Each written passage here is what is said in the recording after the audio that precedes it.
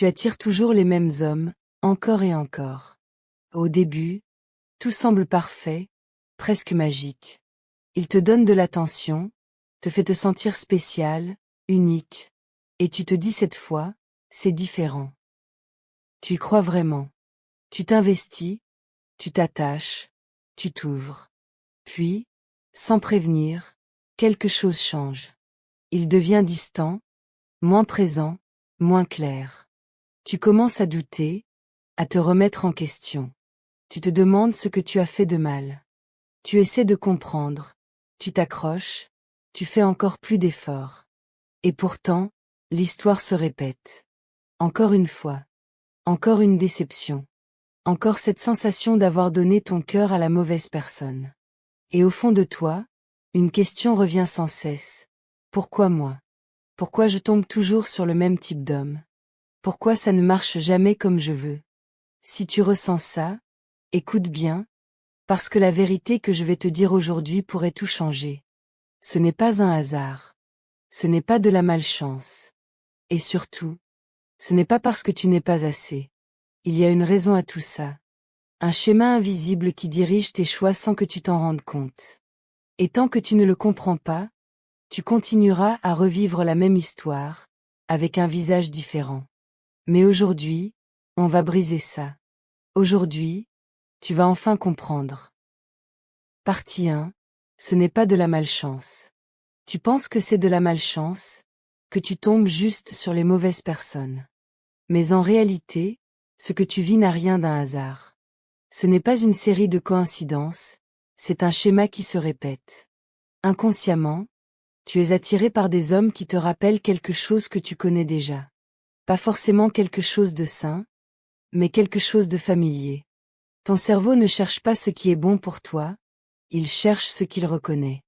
Et parfois, ce que tu reconnais, c'est l'instabilité, le manque, l'incertitude. Alors même si ça te fait souffrir, ça te semble normal. Tu ressens une connexion forte, immédiate, presque inexplicable. Mais en réalité, ce n'est pas de la magie. C'est un écho de ton passé. Peut-être que tu as appris, à un moment de ta vie, que l'amour se méritait. Que tu devais faire des efforts, prouver ta valeur, te battre pour être choisi. Alors aujourd'hui, sans t'en rendre compte, tu es attiré par des hommes qui te remettent dans cette position. Des hommes indisponibles, distants, compliqués, parce qu'au fond, une partie de toi pense que c'est ça, l'amour. Et quand quelqu'un arrive avec de la stabilité, de la clarté, de la simplicité, tu ne ressens pas la même intensité. Tu doutes même. Tu t'ennuies presque. Parce que ce n'est pas ce que ton cœur a appris à reconnaître. Alors tu retournes vers ce qui te fait vibrer, même si ça te détruit. Et ce cycle continue, encore et encore. Pas parce que tu le veux, mais parce que tu n'en es pas encore consciente. Mais le jour où tu comprends ça, le jour où tu réalises que ce n'est pas de la malchance mais un mécanisme, tu reprends ton pouvoir. Parce que ce que tu comprends, tu peux le changer. Et à partir de là, tout peut enfin devenir différent. Partie 2. Tu confonds intensité et amour. Tu crois que quand c'est intense, c'est forcément de l'amour.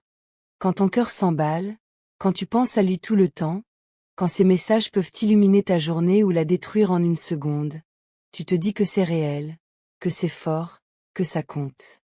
Mais en vérité, cette intensité que tu ressens n'est pas toujours de l'amour. C'est souvent de l'instabilité émotionnelle qui te maintient dans un état de manque. C'est l'incertitude qui crée l'obsession. C'est le chaud et le froid qui te rend accro. Quand il est présent, tu te sens vivante. Quand il disparaît, tu te sens vide. Et tu appelles ça de l'amour, alors que c'est une dépendance émotionnelle qui s'installe doucement. Parce que l'amour, le vrai, ne te laisse pas dans le doute permanent. Il ne te fait pas remettre ta valeur en question tous les jours. Il ne te donne pas l'impression de devoir mériter chaque attention. Mais toi, tu es habitué à ces montagnes russes. Tu confonds le stress avec de la passion. Tu confonds le manque avec de l'attachement. Et tu confonds l'adrénaline avec des sentiments profonds. Alors quand quelqu'un arrive avec de la stabilité, de la constance, de la douceur, ça te paraît fade. Tu ressens moins de choses, moins d'émotions fortes, et tu penses que ce n'est pas la bonne personne. Pourtant, c'est souvent l'inverse. Ce qui est calme n'est pas vide, c'est sain. Ce qui est stable n'est pas ennuyeux, c'est sécurisant.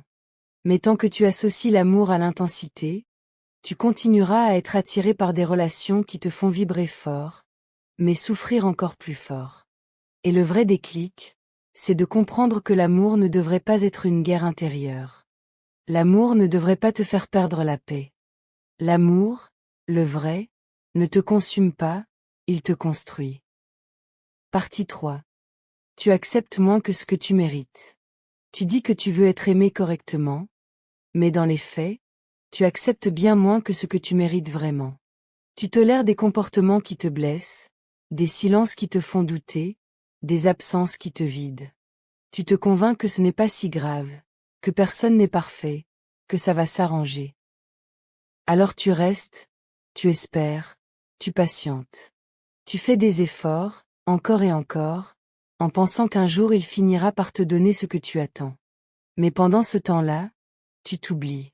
Tu mets tes besoins de côté, tu réduis tes standards, tu t'adaptes à quelqu'un qui ne fait pas la même chose pour toi. Et plus tu acceptes le minimum, plus tu en reçois. Parce que les gens ne te traitent pas selon ta valeur réelle, mais selon ce que tu tolères. Si tu acceptes le manque de respect, il devient normal. Si tu acceptes l'indisponibilité, elle devient une habitude. Et sans t'en rendre compte, tu t'enfermes dans une relation où tu donnes tout, pour recevoir presque rien. Au fond, ce n'est pas que tu ne mérites pas mieux, c'est que tu n'as pas encore décidé que tu refuses moins. Il y a une différence énorme entre ce que tu dis vouloir, et ce que tu acceptes réellement. Et cette différence, c'est là que tout se joue. Parce qu'un homme qui te veut vraiment ne te laisse pas dans le flou. Il ne te fait pas douter de sa présence, de son intérêt, de sa place dans ta vie. Mais si tu continues à accepter les miettes, tu passeras à côté de quelqu'un qui était prêt à te donner un vrai repas. Le déclic, il est là, arrêtez de négocier ton respect. Arrêtez de supplier pour de l'attention. Arrêtez de courir après quelqu'un qui ne court pas vers toi. Le jour où tu comprends que rester dans ce genre de situation te coûte plus que de partir, tu changes tout. Parce qu'à partir de ce moment-là, tu ne demandes plus qu'on t'aime, tu exiges d'être respecté. Et ça change complètement le type d'homme que tu attires. Partie 4. Tu essaies de sauver au lieu de choisir. Tu ne choisis pas vraiment, tu essaies de sauver. Tu rencontres un homme, et au lieu de regarder ce qu'il est aujourd'hui, tu te focalises sur ce qu'il pourrait devenir. Tu vois son potentiel, ses blessures, ses manques, et tu te dis qu'avec toi, il peut changer. Alors tu t'investis, tu comprends, tu pardonnes, tu restes même quand tu devrais partir. Tu te transformes en soutien, en thérapeute, en solution à ses problèmes. Tu crois que ton amour peut le réparer. Mais aimer quelqu'un ne suffit pas à le transformer. Et surtout, ce n'est pas ton rôle. À force de vouloir sauver, tu oublies de te demander une chose essentielle. Est-ce que lui est bon pour toi maintenant? Pas dans 6 mois. Pas quand il aura changé. Maintenant. Parce que pendant que tu t'accroches à son potentiel, tu ignores sa réalité. Et sa réalité, c'est souvent qu'il n'est pas prêt, pas disponible, pas capable de te donner ce que tu mérites. Mais toi, tu restes, parce que tu espères. Tu te dis que si tu fais assez, si tu es assez patiente, assez compréhensive, il finira par te choisir. Mais un homme prêt n'a pas besoin d'être sauvé. Un homme prêt arrive déjà avec l'intention de construire. Et toi, tu mérites quelqu'un qui te choisit sans avoir besoin d'être réparé. Le problème, ce n'est pas que tu aimes trop, c'est que tu donnes ton amour au mauvais endroit. Tu investis ton énergie dans quelqu'un qui ne peut pas te rendre la même chose. Et à la fin, tu te retrouves épuisé, frustré, vidé. Le vrai changement commence quand tu arrêtes de voir les gens pour leur potentiel, et que tu commences à les voir pour ce qu'ils sont réellement. Quand tu arrêtes de sauver, et que tu commences à choisir. Choisir quelqu'un qui est déjà prêt. Choisir quelqu'un qui te donne, sans que tu aies à te battre. Choisir quelqu'un qui te correspond, et pas quelqu'un que tu dois transformer. Parce que l'amour, ce n'est pas un projet à réparer. C'est un choix mutuel, clair et évident. Partie 5. Tu répètes un schéma émotionnel. Tu ne fais pas que vivre des relations, tu rejoues un schéma émotionnel. Encore et encore. Sans même t'en rendre compte, tu es attiré par des situations qui réveillent les mêmes émotions, les mêmes peurs, les mêmes blessures. Ce n'est pas conscient, mais c'est puissant. Parce que ton cœur cherche à revivre ce qu'il connaît déjà, même si ça fait mal. Peut-être que tu as grandi en pensant que l'amour était compliqué, instable, conditionnel. Peut-être que tu as appris qu'il fallait faire des efforts pour être aimé, prouver ta valeur, mériter l'attention. Alors aujourd'hui, tu reproduis ça dans tes relations. Tu t'attaches à des hommes qui ne te donnent pas tout, qui te laissent dans le doute, qui te font travailler pour leur amour. Et sans t'en rendre compte, tu te sens chez toi dans ce type de dynamique. Parce que c'est familier.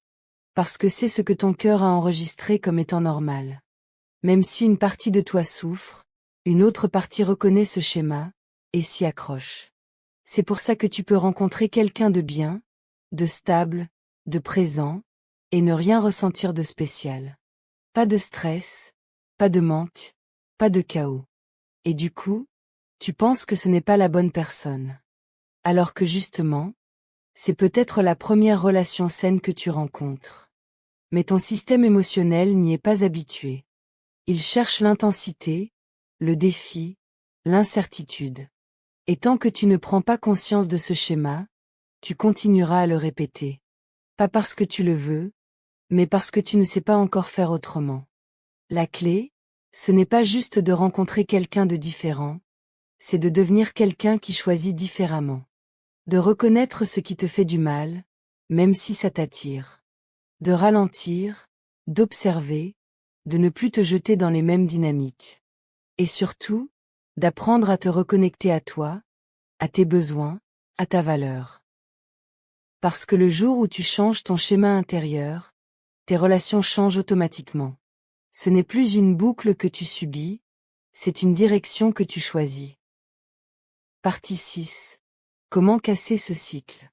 Casser ce cycle, ce n'est pas une question de chance, c'est une décision. Une décision difficile, mais libératrice. Parce que tant que tu ne changes rien, rien ne change. Le premier pas, c'est d'arrêter de courir après ce qui ne te choisit pas, arrêter de t'accrocher à quelqu'un qui te donne des doutes au lieu de te donner de la clarté. Tu dois apprendre à observer les actions, pas les paroles. Parce que les mots peuvent te faire rêver, mais ce sont les actes qui révèlent la vérité. Ensuite, il faut que tu apprennes à dire non. Non à ce qui te dérange. Non à ce qui ne respecte pas tes limites. Non à ce qui te fait perdre ta paix. Et oui, ça fait peur, parce que dire non, c'est risquer de perdre quelqu'un. Mais rester, c'est te perdre toi-même. Et ça, c'est un prix bien plus élevé. Tu dois aussi ralentir. Arrêter de t'attacher trop vite, de donner trop rapidement, de t'investir avant même de savoir si cette personne te mérite vraiment. Prends le temps d'observer, de comprendre, de ressentir sans te précipiter. Apprends à reconnaître les signes dès le début, les incohérences, les absences, les excuses. Ne les ignore plus. Parce que ce que tu tolères au début, s'amplifie avec le temps. Et surtout, le vrai travail commence avec toi. Renforcer ton estime, ta valeur, ton amour-propre. Parce que plus tu te respectes, moins tu acceptes l'inacceptable. Plus tu t'aimes, moins tu te contentes de peu. Et plus tu es aligné avec toi-même, plus tu attires des personnes qui le sont aussi. Tu dois aussi changer ta définition de l'amour. Arrêter de chercher l'intensité, et commencer à choisir la paix. Arrêter de courir après le manque, et apprendre à accueillir la stabilité. Parce que ce qui est sain peut sembler étrange au début, mais c'est ce qui dure. C'est ce qui construit. Et le jour où tu fais ce travail, où tu prends ces décisions, où tu te choisis vraiment, le cycle se brise. Tu ne tombes plus dans les mêmes schémas. Tu ne t'attaches plus aux mêmes personnes. Et surtout, tu ne tolères plus ce que tu acceptais avant. Parce qu'à ce moment-là, tu ne cherches plus quelqu'un pour te compléter, Tu choisis quelqu'un qui vient t'ajouter, sans jamais te diminuer. Tu n'attires pas toujours les mêmes hommes par hasard. Tu répètes simplement ce que tu n'as pas encore guéri. Et tant que tu ne prends pas conscience de ça, tu peux changer de personne autant de fois que tu veux, tu revivras la même histoire, encore et encore. Ce n'est pas une question de chance, ni de destin, ni de pas de bol en amour. C'est une question de schéma, de choix inconscients, et de limites que tu n'as pas encore posées. Mais la vérité la plus importante, c'est que rien n'est figé. Tu peux changer tout ça. Tu peux briser ce cycle. Tu peux réapprendre à aimer autrement, mais surtout à te choisir autrement. Parce que le jour où tu comprends ta valeur, tu ne cours plus après ceux qui te donnent des miettes. Tu ne restes plus dans le flou. Tu ne te contentes plus de presque. Tu commences à exiger la clarté, la stabilité, le respect. Et à partir de là, tout change. Les hommes que tu attires changent. Les relations que tu vis changent. Mais surtout, la relation que tu as avec toi-même change. Et c'est ça, le vrai tournant. Parce que tu n'es pas destiné à répéter les mêmes souffrances. Tu es destiné à apprendre, à évoluer, et à construire quelque chose de sain. Alors aujourd'hui, pose-toi cette question simple mais puissante. Est-ce que je suis en train de revivre une histoire, ou est-ce que je suis en train de la transformer? Parce qu'à partir du moment où tu choisis de te respecter vraiment, le cycle se casse. Et ta vie amoureuse ne sera plus jamais la même. Si tu es arrivé jusqu'ici, je veux simplement te dire merci. Merci d'avoir pris le temps de t'écouter, de te remettre en question, et de ne pas fuir ce que tu ressens. Parce que ce genre de prise de conscience n'est jamais facile. Ça remue, ça bouscule, ça fait parfois mal, mais c'est aussi le début d'un vrai changement. Et si tu t'es reconnu dans cette vidéo, sache une chose très importante, tu n'es pas seul. Ce que tu vis, beaucoup de femmes le vivent en silence, en se demandant si le problème vient d'elles. Mais la vérité, c'est que tu n'es pas le problème. Tu es simplement en train d'apprendre à aimer différemment, à te respecter davantage, à poser des limites que tu n'avais peut-être jamais posées avant. Et ça, c'est un chemin. Un vrai. Mais tu n'as pas à le faire parfaitement, tu as juste à le commencer. Petit à petit. Avec conscience. Avec patience. Et surtout avec bienveillance envers toi-même. Ne sois pas trop dur avec toi. Tu fais de ton mieux avec ce que tu sais aujourd'hui. Et chaque prise de conscience que tu as, est déjà une victoire. Alors continue. Continue à te choisir. Continue à ouvrir les yeux. Continue à refuser ce qui te fait du mal, même quand ton cœur résiste. Parce qu'un jour, tu regarderas en arrière, et tu réaliseras à quel point tu as grandi. Et tu seras fier de ne plus accepter ce que tu acceptais avant. Ici, sur cette chaîne, tu es dans un espace où tu peux évoluer, guérir, et te reconstruire. Et moi je suis là pour t'accompagner dans ce chemin. N'oublie jamais une chose. Tu mérites un amour qui te respecte, qui te stabilise, et qui te choisit sans te faire douter. Et ça commence par toi.